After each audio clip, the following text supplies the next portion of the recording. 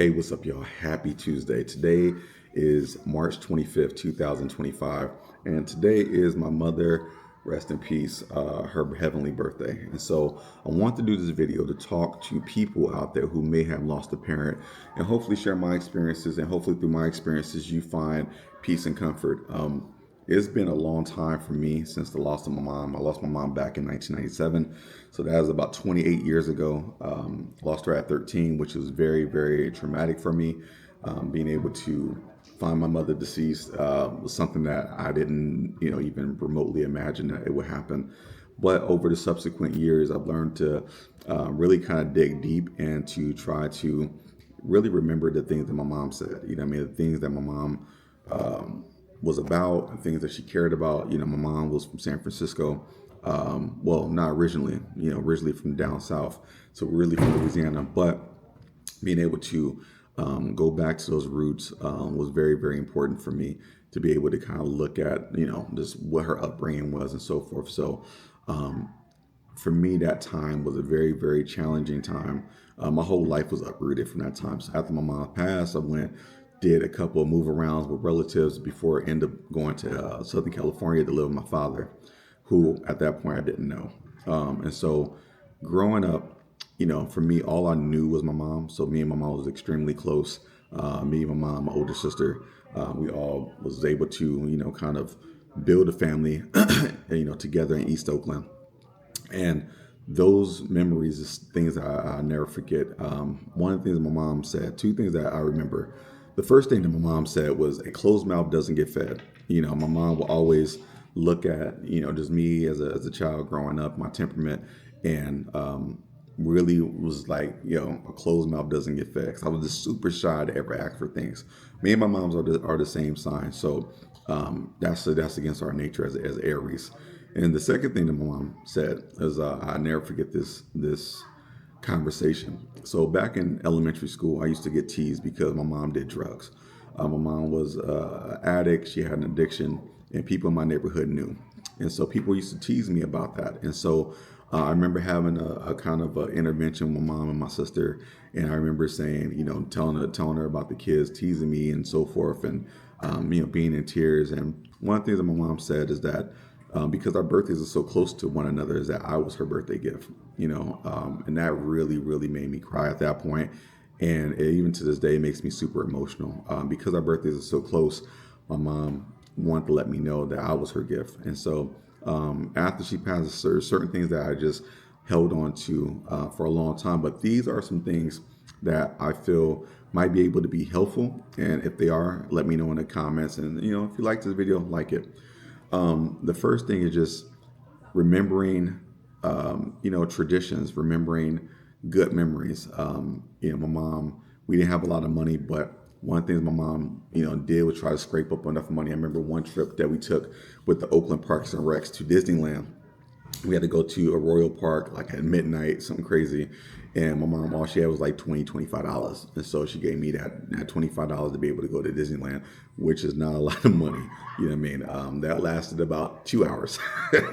And so thinking about just the sacrifices she made. I remember going to Charlie's liquor store and my mom, going and get the sandwiches that Charlie's made, which was like a pre-cut sandwich, a bag of chips and a juice. And I took one of those. So it was something that I look at the sacrifices that she made. My mom didn't have a car, so I used to get teased about that. And, just her ride, her bike, just through the neighborhood. My mom worked at the same school that I was at. So growing up. And so that was a thing where when I was in line for lunch, I was getting all the hookup. I was getting the hookups for lunch and all that. So there's a lot of fond memories that I had of my mom. My mom was an Aries. Shout out to the Arieses out there. Yee yee. And her energy, which is so much fire. She was a definite leader. She was the oldest of her family. So she had to be the leader. And in San Francisco, growing up in the 70s, in the 60s and 70s is a very different time in San Francisco. And she was holding it down. And so when my dad left the family, my mom still had to hold it down. And that's why we moved from San Francisco to East Oakland. And I never forget those memories. And so honoring the past, honoring just the memories that you have. Always remember her stories. My mom was very fashion forward. She was very stylish. She liked to color coordinate. She has to coordinate. And I think I get a lot of that from my mom. Just grief, you never really get over it. You learn how to manage. You learn how to move forward in life, but you never get over it. There's still things that still makes me emotional. Anytime Mother's Day comes around, or today, for example, I get really emotional. But just constantly, keeping it in spirit, and constantly keeping connection with the Most High, the Most Divine Allah, has kept me focused. It has, been my rock and my line over the last couple of years, just to be able to maintain that balance. So just definitely keeping your connection to God, keeping your connection to spirit, keeping your connection to the practices of your ancestors has been super duper important. Living with purpose. Me as a photographer today, I find beauty in others, and so because of the beauty I didn't get a chance to necessarily experience growing up, and learning how to capture moments, and share and cherish moments and savor those moments has been very something for me that I've been very keen about, and so that's helped me in my recovery and my ongoing healing process, is just making sure that I'm being connected to something that I love to do. So for me, my creative side, definitely, whether it's music, whether it's photography, whether it's videography, I serve, not only my creator, but also keep my mom's memory alive with that. And I did a song about 10, 12 years ago called Oh Mama, which was like my song to my mother about just how I felt about everything. And so I might put that in the link, but, definitely focusing on self-care, focusing on just the memories, focusing on loving your family. I have a son, I have a wife, making sure I'm just pouring as much as I can into my family has been super important. So the things that I wasn't able to do growing up, I damn sure make sure that I do with my son. So me and my mom, we never traveled together. So that was one of the biggest things I wanted to do, is travel. So traveling throughout the world. Being present. My mom was very present for me in school because she worked at the school I was at. So being very present for my son is very important for me. Being a dad that is active and shows up is very important. So those are the ways that I kind of honor, and just constantly just keep my mom in prayer. Every now and again I get a chance to go visit her gravesite, put new flowers on there. My great grandmother and grandmother are in the same vicinity, so just making sure that I'm doing my best to honor my ancestors, doing my best to pray for my mom, and to wish that Allah gives her Jannah and Jannata Firdaus, and the highest level of paradise. And so those things are very important. So what I would say to anyone, like I said, it does not get easy. Stay connected to the Most High. Honor your parents through service.